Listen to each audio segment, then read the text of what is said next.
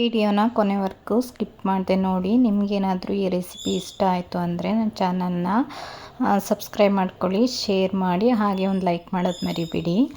ಮುದ್ದೆ ಜೊತೆ ಈ ಥರ ಬಸ್ಸಾರು ಮತ್ತು ಪಲ್ಯ ಮಾಡ್ಕೊಂಡು ತಿಂದರೆ ತುಂಬ ರುಚಿಯಾಗಿರುತ್ತೆ ಮತ್ತು ಆರೋಗ್ಯವಾಗಿರೋದನ್ನು ಇರ್ತೀನಿ. ನನ್ನ ಚಾನಲ್ ಆಲ್ಮೋಸ್ಟ್ ಆರೋಗ್ಯಕರ ರೆಸಿಪೀಸ್ನೇ ಶೇರ್ ಮಾಡೋಣ ಅಂತ ಮಾಡ್ತಿದ್ದೀನಿ. ಹಾಯ್ ಗಾಯ್ಸ್, ಹೋಪ್ ಎಲ್ಲರೂ ಚೆನ್ನಾಗಿದ್ದೀರಾ ಅಂತ ಅಂದ್ಕೊಂಡಿದ್ದೀನಿ. ನಾನು ಚೆನ್ನಾಗಿದ್ದೀನಿ. ಇವತ್ತು ನಾನು ನಿಮ್ಮ ಜೊತೆ ಒಂದು ಹಳ್ಳಿ ಶೈಲಿ ಡಿಶ್ನ ಶೇರ್ ಮಾಡೋಣ ಅಂತ ಇದ್ದೀನಿ. ಇದು ಅಷ್ಟೊಂದು ಯಾರು ಮಾಡೋದಿಲ್ಲ, ಬಟ್ ನಮ್ಮ ಅಜ್ಜಿ ಹಿಂದಿನ ಕಾಲದವ್ರು ಅಂದರೆ ಅದೇ ಥರ ಅಲ್ವಾ, ಜಾಸ್ತಿ ಮಾಡೋರು. ಅವ್ರು ಬಾಳೆಕಂದು ಕಡ್ದಾಗೆಲ್ಲ ಈ ರೆಸಿಪಿ ಮಾಡೋರು. ಅದಕ್ಕೆ ನಾನಿವತ್ತು ಆರೋಗ್ಯಕರವಾಗಿರುತ್ತೆ ಅಂತ ಅಂದ್ಬಿಟ್ಟು ಇದನ್ನು ಮಾಡ್ತಿದ್ದೀನಿ. ಇದು ಬಾಳೆದಿಂಡಿ ಬಸ್ಸಾರು ನಾನು ಮಾಡ್ತಿರೋದು. ಫ್ರೆಶ್ ಆಗಿರೋ ಬಾಳೆದಿಂಡು ತೊಗೊಳ್ಳಿ. ಮೊದಲಿಗೆ 2 ಸೈಡೂ ಈ ಥರ ಕಟ್ ಮಾಡ್ಕೊಳ್ಳಿ ಕಪ್ಪಾಗಿದ್ದರೆ. ಅದಾದಮೇಲೆ ಮಧ್ಯಕ್ಕೆ 2 ಸೈಡೂ ಈ ಥರ ಕಟ್ ಮಾಡಿಬಿಟ್ಟು ಹೊರಗಡೆ ಲೇಯರ್ ಇರುತ್ತಲ್ಲ ಅದನ್ನು ತೆಗಿಬೇಕು. ನೀವು ಇದ್ರ ಸಮೇತ ಕಟ್ ಮಾಡಿಬಿಟ್ರಿ ಅಂತಂದರೆ ಅದು ತುಂಬ ಬಲ್ತಿರುತ್ತೆ, ಚೆನ್ನಾಗೂ ಇರೋದಿಲ್ಲ. ಅದಕ್ಕೋಸ್ಕರ ಫಸ್ಟು ಈ ಥರ ತಕ್ಕೊಳ್ಳಿ. ಅದಾದಮೇಲೆ ಮಧ್ಯಕ್ಕೆ ಈ ಥರ ಸೀಳಿ 3 ಪೀಸ್ ಮಾಡ್ಕೊಳ್ಳಿ. ತುಂಬ ದಪ್ಪು ಕಟ್ ಮಾಡಿಬಿಟ್ರೆ ಅದು ನಾರು ಥರ ಸಿಗುತ್ತೆ. ಅದಕ್ಕೋಸ್ಕರ 3 ಪೀಸ್ ಮಾಡಿಕೊಂಡು ಈ ಥರ ಉದ್ದು ಕಟ್ ಮಾಡಿಬಿಟ್ಟು ಆಮೇಲೆ ಅಡ್ಡಡ್ಡವಾಗಿ ಕ್ಯೂಬ್ ಥರ ಈ ಥರ ಕಟ್ ಮಾಡ್ಕೋಬೇಕು ಬಾಳೆ ದಿಂಡನ್ನು. ಅದಾದಮೇಲೆ ನಾನು ನೈಟೇನೆ ಹೆಸ್ರು ಕಾಳು ಮತ್ತು ಹುರುಳಿ ಕಾಳನ್ನು ನೆನೆಸಿಟ್ಟಿದ್ದೀನಿ. ಅದನ್ನೇ ಒಂದು ಕುಕ್ಕರಿಗೆ ಆ್ಯಡ್ ಮಾಡ್ಕೊತಿದ್ದೀನಿ. ಹೆಸ್ರು ಕಾಳು ಒಂದು 1/4 ಕಪ್ ತೊಗೊಂಡಿದ್ದೀನಿ, ಹುರುಳಿ ಕಾಳು ಒಂದು 3/4 ಕಪ್ ತೊಗೊಂಡಿದ್ದೀನಿ. ಹೆಸ್ರು ಕಾಳು ಯಾವಾಗಲೂ ಹುರುಳಿ ಕಾಳಿಗಿಂತ ಕಮ್ಮಿ ಇರಲಿ, ಆವಾಗ ಬಸ್ಸಾರು ತುಂಬ ಚೆನ್ನಾಗಿರುತ್ತೆ. ಬಾಳೆ ದಿಂಡನ್ನ ಕಟ್ ಮಾಡಿದ ತಕ್ಷಣ ಈ ಥರ ತೊಳೆದು ಸೇರಿಸ್ಕೋಬೇಕು, ಇಲ್ಲಾಂದರೆ ಬಾಳೆ ದಿಂಡು ಕಪ್ಪಗಾಗ್ಬಿಡುತ್ತೆ. ಆದಷ್ಟು ಕಟ್ ಮಾಡಿದ ತಕ್ಷಣವೇ ಮಾಡ್ಕೊಳ್ಳಿ. ನೀವು ಪಲ್ಯ ಆಗ್ಬೋದು, ಸಾಂಬಾರು ಆಗ್ಬೋದು, ಇಲ್ಲಾಂದರೆ ಕಪ್ಪು ಆಗಿಬಿಟ್ರೆ ಅಷ್ಟೊಂದು ಚೆನ್ನಾಗಿರಲ್ಲಲ್ವ. ಅದಕ್ಕೋಸ್ಕರ ನಾನು ಕಾಳು ಮತ್ತು ಬಾಳೆದಿಂಡೆ ಈ ಥರ ಸೇರಿಸ್ಕೊಂಡು ಒಂದು 3 ಗ್ಲಾಸಷ್ಟು ನೀರನ್ನ ಈ ಥರ ಆ್ಯಡ್ ಮಾಡಿಕೊಂಡೆ.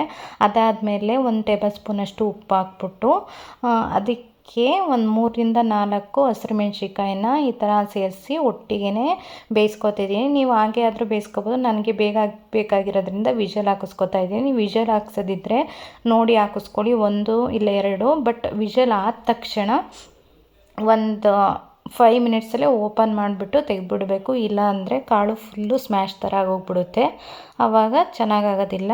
ಅದಾದಮೇಲೆ ನಾನು ಈರುಳ್ಳಿ ಮತ್ತು ಬೆಳ್ಳುಳ್ಳಿನ ಈ ಥರ ಸುಟ್ಕೋತಾ ಇದ್ದೀನಿ. ಈ ಥರ ಸುಟ್ಟು ಬಸ್ಸಾರು ಮಾಡಿದರೆ ತುಂಬ ಚೆನ್ನಾಗಾಗುತ್ತೆ. ಅದು ನೀಟಾಗಿ ಸುಟ್ಕೊಂಡಾದ್ಮೇಲೆ ಈ ಥರ ಫ್ಲೇಮ್ ಆಫ್ ಮಾಡಿಬಿಟ್ಟು ತೆಕ್ಕೊಂಡ್ಮೇಲೆ ಇದು ಕಪ್ಪುಗಿರುತ್ತಲ್ವ ಗ್ಯಾಸಲ್ಲಿ ಸುಟ್ಟಿರೋದ್ರಿಂದ ಅದ್ರ ಮೇಲ್ಗಡೆ ಲೇಯರ್ ಇರುತ್ತಲ್ಲ ಅದನ್ನು ನೀಟಾಗಿ ಈ ಥರ ರಿಮೂವ್ ಮಾಡ್ಕೋಬೇಕು ನೀವು. ಈರುಳ್ಳಿ ಮತ್ತು ಬೆಳ್ಳುಳ್ಳಿ ಎರಡೂ ಈ ಥರ ಸಿಪ್ಪೆ ರಿಮೂವ್ ಮಾಡಿದ್ಮೇಲೆ ಒಂದು ಬಟ್ಲಿಗೆ ನೀರು ಹಾಕ್ಕೊಂಡು ಈ ಥರ ನೀಟಾಗಿ ವಾಶ್ ಮಾಡಿ ಎತ್ತಿಟ್ಕೊಳ್ಳಿ. ಅದಾದಮೇಲೆ ಈರುಳ್ಳಿ ಹಿಂದೆ ಮುಂದೆ ಈ ಥರ ಕಪ್ಪುಗಿರುತ್ತಲ್ಲ ಅದನ್ನು ತೆಗೆದು ಹಾಕ್ಬಿಟ್ಟು ಒಂದು ಮೀಡಿಯಮ್ ಸ್ಲೈಸಿಗೆ ಕಟ್ ಮಾಡ್ಕೊಳ್ಳಿ.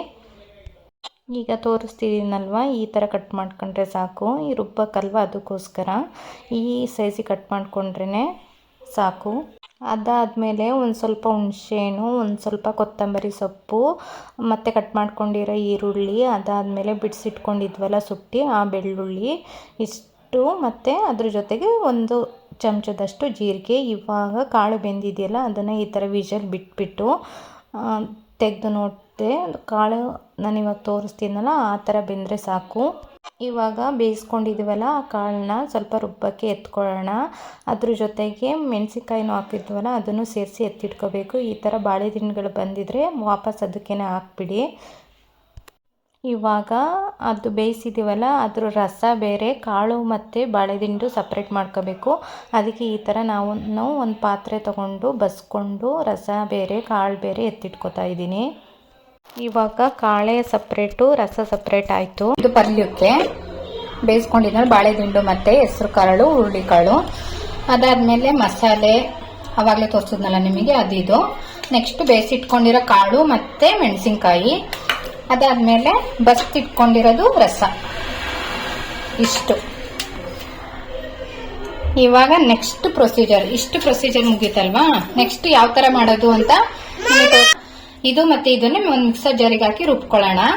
ಮತ್ತು ಅದ್ರ ಜೊತೆಗೆ ತೆಂಗಿನಕಾಯಿ ಇಷ್ಟನ್ನು ಹಾಕ್ಕೊಂಡು ರುಬ್ಕೋಬೇಕು. ತೋರಿಸ್ತೀನಿ ನೋಡಿ. ಎತ್ತಿಟ್ಕೊಂಡಿದ್ನಲ್ಲ ಮಸಾಲೆ, ಈರುಳ್ಳಿ, ಬೆಳ್ಳುಳ್ಳಿ, ಜೀರಿಗೆ, ಕೊತ್ತಂಬರಿ ಸೊಪ್ಪು, ಹುಣಸೆಹಣ್ಣು ಇಷ್ಟೂ ಇದಕ್ಕೆ ಸೇರಿಸ್ಕೊಳ್ಳಿ. ಹೆಸರು ಕಾಳು, ಹುರುಳಿಕಾಳು ಮತ್ತು ಮೆಣಸಿನ್ಕಾಯಿ ಬೇಯಿಸಿಟ್ಕೊಂಡಿರೋದು ಇದಕ್ಕೆ ಆ್ಯಡ್ ಮಾಡ್ಕೊತಿದ್ದೀನಿ. ಅದಾದಮೇಲೆ ತೆಂಗಿನಕಾಯಿ ತುರಿ ಇಷ್ಟೂ ಆ್ಯಡ್ ಮಾಡಿಕೊಂಡು ಸ್ವಲ್ಪ ನೀರು ಹಾಕ್ಕೊಂಡು ಚೆನ್ನಾಗಿ ರುಬ್ಕೊಂಡು ಪೇಸ್ಟ್ ಥರ ಮಾಡ್ಕೊಳ್ಳೋಣ. ಈಗ ಮಸಾಲೆನ ರುಬ್ಕೊಂಡಿದ್ದಾಯಿತು.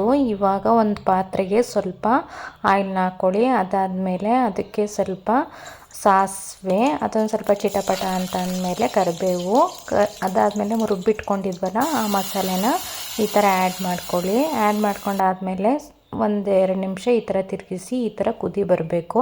ಆವಾಗ ಎತ್ತಿಟ್ಕೊಂಡಿದ್ವಲ್ಲ ಆ ರಸನ ಇದಕ್ಕೆ ಸೇರಿಸ್ಕೊಳ್ಳೋಣ. ಸ್ವಲ್ಪ ಮಿಕ್ಸರ್ ಜಾರಲ್ಲಿ ಉಳಿದಿತ್ತಲ್ವ ಆ ಮಸಾಲೆಗೆ ಈ ರಸನ ಆ್ಯಡ್ ಮಾಡಿಕೊಂಡು ಅದನ್ನು ಈ ಥರ ಅಲ್ಲಾಡಿಸಿ ಸಾಂಬಾರಿಗೆ ಸೇರಿಸ್ಕೊಳ್ಳಿ.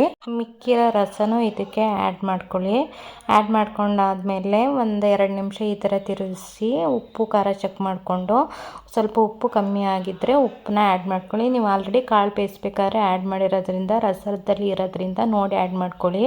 ಅದಾದಮೇಲೆ ಕನ್ಸಿಸ್ಟೆನ್ಸಿ ಚೆಕ್ ಮಾಡ್ಕೊಳ್ಳಿ. ಸಾಂಬಾರು ಇಷ್ಟಿದ್ರೆ ಸಾಕು, ಸಾಂಬಾರು ಚೆನ್ನಾಗಿರುತ್ತೆ. ಇದು ಕುದೀಲಿ ಅಷ್ಟರಲ್ಲಿ ಪಲ್ಯಕ್ಕೆ ರೆಡಿ ಮಾಡ್ಕೊಳ್ಳೋಣ. ಪಲ್ಯಕ್ಕೆ ಬೇಕಾಗಿರೋದು 1-2 ಒಣಮೆಣ್ಸಿನ್ಕಾಯಿ ಮುದ್ದಿಟ್ಕೊಂಡಿದ್ದೀನಿ, ಸ್ವಲ್ಪ ಕರಿಬೇವು, 1-2 ಮೀಡಿಯಮ್ ಸೈಜ್ ಈರುಳ್ಳಿ ಈ ಥರ ಕಟ್ ಮಾಡ್ಕೊಂಡಿದ್ದೀನಿ, ಒಂದು ಅರ್ಧ ಬೆಳ್ಳುಳ್ಳಿನ ಸಿಪ್ಪೆ ಸಮೇತ ಜಜ್ಜಿ ಇಟ್ಕೊಂಡಿದ್ದೀನಿ. ಅದಾದಮೇಲೆ ಒಂದು ಅರ್ಧ ಹೋಳು ಕಾಯಿ ತುರಿ, ಬೇಯಿಸಿಟ್ಕೊಂಡಿರೋ ಬಾಳೆ ದಿಂಡು ಮತ್ತು ಕಾಳು ಇಷ್ಟಿದ್ರೆ ಪಲ್ಯ ಮಾಡೋಕ್ಕೆ ಆಗಿರುತ್ತೆ. ಅದಾದಮೇಲೆ ಒಂದು ಬಾಣಲೆಗೆ ಸ್ವಲ್ಪ ಎಣ್ಣೆನ ಹಾಕ್ಕೊಳ್ಳಿ. ಎಣ್ಣೆ ಸ್ವಲ್ಪ ಕಾಯ್ದ ಮೇಲೆ ಅದಕ್ಕೆ ಕರಿಬೇವು, ಅದಾದಮೇಲೆ ಮುರಿದಿಟ್ಕೊಂಡಿದ್ವಲ್ಲ 2 ಒಣಮೆಣ್ಸಿನ್ಕಾಯಿ ಅದನ್ನು ಆ್ಯಡ್ ಮಾಡ್ಕೊಳ್ಳಿ. ಅದಾದಮೇಲೆ ಜಜ್ಜಿಟ್ಕೊಂಡಿದ್ವಲ್ಲ ಆ ಬೆಳ್ಳುಳ್ಳಿನೂ ಈ ಥರ ಆ್ಯಡ್ ಮಾಡ್ಕೊಳ್ಳೋಣ. ಅದಾದಮೇಲೆ 2 ಮೀಡಿಯಮ್ ಸೈಜ್ ಈರುಳ್ಳಿ ಕಟ್ ಮಾಡಿ ಇಟ್ಕೊಂಡಿದ್ವಲ್ಲ ಅದನ್ನು ಇದಕ್ಕೆ ಆ್ಯಡ್ ಮಾಡ್ಕೊಳ್ಳಿ. ಆ್ಯಡ್ ಮಾಡಿದ್ಮೇಲೆ 1-4 ನಿಮಿಷ ನೀಟಾಗಿ ಈ ಥರ ಫ್ರೈ ಮಾಡ್ಕೊಳ್ಳಿ. ತಳ ಹಿಡಿದೇ ಇರೋ ಥರ ಒಂದು ಮೀಡಿಯಮ್ ಫ್ಲೇಮಲ್ಲಿ ಇಟ್ಕೊಂಡು ಫ್ರೈ ಮಾಡ್ಕೋಬೇಕು. ಇದೆಲ್ಲ ಫ್ರೈ ಆದಮೇಲೆ ತೆಂಗಿನ ತುರಿನ ಈ ಥರ ಆ್ಯಡ್ ಮಾಡ್ಕೊಳ್ಳಿ. ಆ್ಯಡ್ ಮಾಡಿದ್ಮೇಲೆ 1-2 ನಿಮಿಷ ನೀಟಾಗಿ ಈ ಥರ ಬಾಡಿಸ್ಕೊಳ್ಳಿ ತೆಂಗಿನ ತುರಿನೂ.